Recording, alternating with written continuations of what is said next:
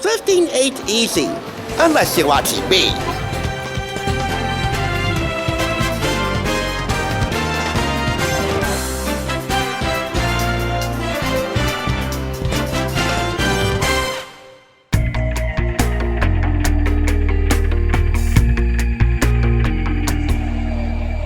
Welcome back. You're watching the Thrift Store Rundown, bringing Hollywood to the classroom on a budget, as we have been doing all September long. No matter if you're exploring your own backyard or looking up to galaxies far, far away, this week we're exploring the science of superior thrifting to find out how science works in our everyday lives. If you're anything like Luke Skywalker or Obi-Wan Kenobi, you know that science can play a major role in your galactic adventures. The scientific principles that apply down here certainly apply up there. But how do they work and how do they differ down here and up there? You're about to find out while at the same time learning enough and doing enough to become the Death Star of your next school science fair. In other words, you'll be bad news for your competition when you learn and explore the Star Wars Science Fair book from Scholastic, featuring over 30 experiments that tie into the Star Wars series of films. The pop culture and scholastic phenom that it has been for nearly 50 years does have a science fair book of its own that I discovered for 50% off $1.99 from Unique Thrift Store in Patterson.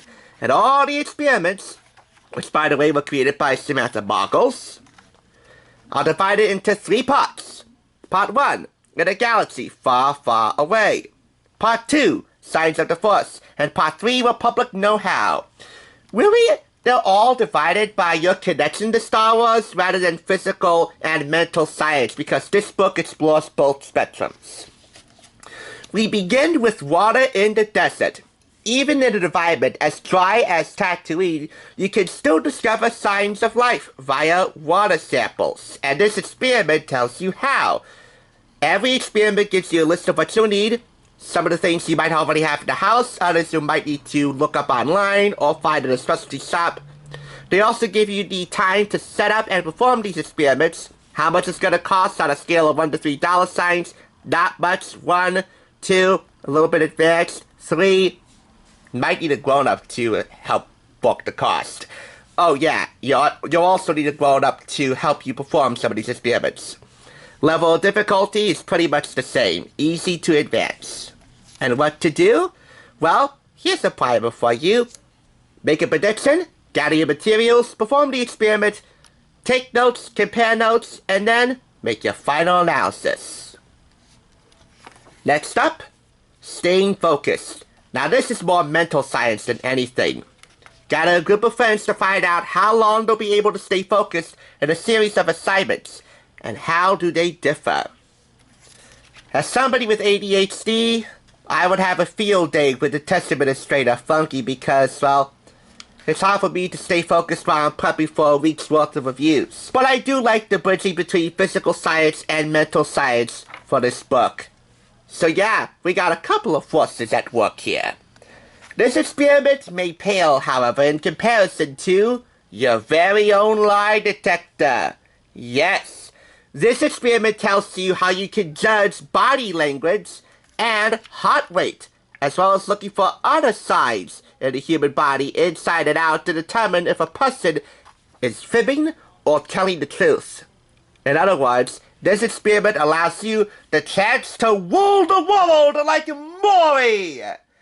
Sorry, I know he's not Star Wars, but that's coming from my mother's side, and her love for Maury reached the galaxy way too far for me to comprehend. That was back in my middle school days, and it annoyed the heck out of me. So far, the lie detector has determined this book to be the truth in terms of how much fun you're gonna have reading it and performing these experiments, or just looking at the imagery, because there's a whole lot of Star Wars imagery to be found across the entire series of films.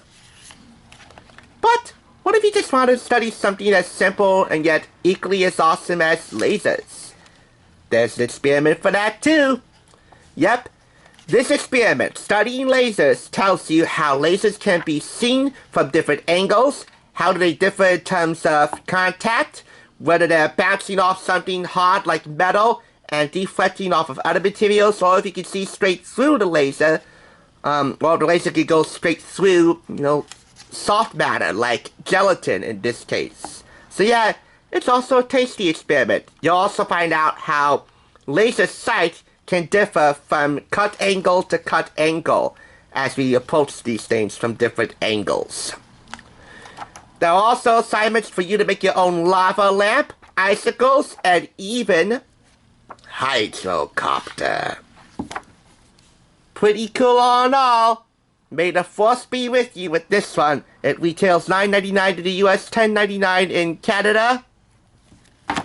And all things considered, knowing that I haven't done a Star Wars video on the channel in a while, I'm not a Jedi or Skywalker by any means, but it's nice to throw a bone to the Jedis of the world every now and then. This one, oh man, is it good.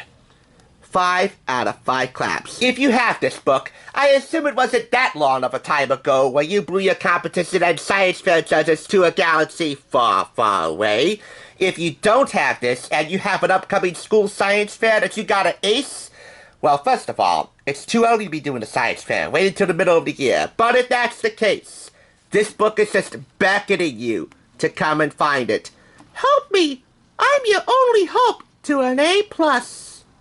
The Star Wars Science Fair book, proving that science is the ultimate force.